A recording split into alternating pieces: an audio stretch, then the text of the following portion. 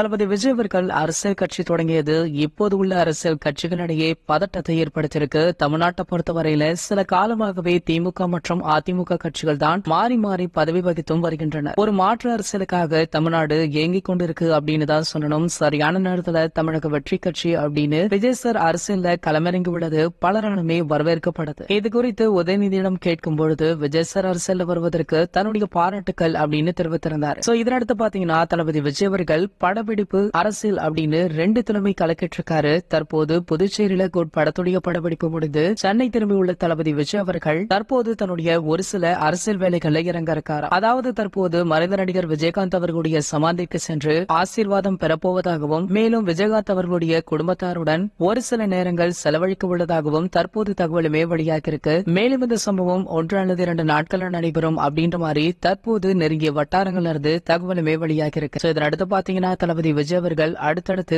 ஒரு சில அரசியல் தலைவர்களையுமே சந்தித்து பேச இருக்காராம்.